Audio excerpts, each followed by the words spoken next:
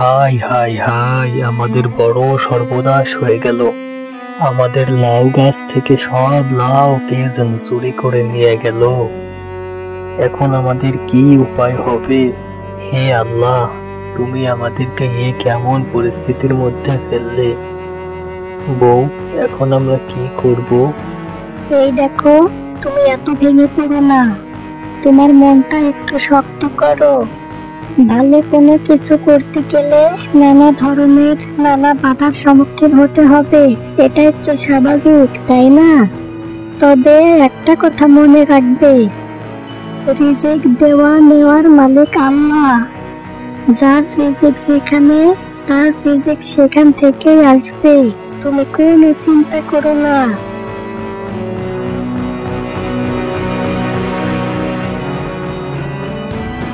চাষি, চাষি কি বাড়িতে আছো? চাষি,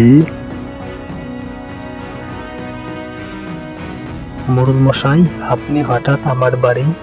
হ্যাঁ চাষি, আমি তোমার বাড়িতে এসেছি কারণ আমি 3 মাসের জন্য দেশের বাহিরে যাচ্ছি। পশ্চিম মাঠে আমার যে কুমড়োর ক্ষেত আছে, ওই ক্ষেতের দায়িত্বটা আমি তোমাকে দিতে চাই। আমি ফিরে না আসা পর্যন্ত তুমি ক্ষেতের দেখাশোনা করবে, আর কুমড়োগুলো বিক্রি করে যে টাকা পাবে 3 ভাগ করে 2 ভাগ তুমি নেবে, আর 1 ভাগ আমার জন্য রেখে দেবে। আচ্ছা মোড়ল মশাই, আমি আপনার কুমড়োর ক্ষেতের দায়িত্বটা নিলাম। আপনি নিশ্চিন্তে দেশের বাইরে যেতে পারেন।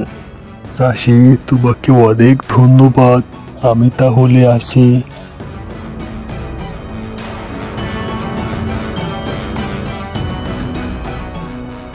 বউ, একটা খুশির খবর আছে। কি খবর শুনি?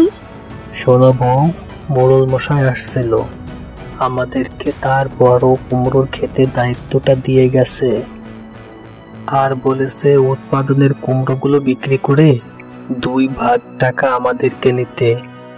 এটা তো অনেক বড় খুশির খবর।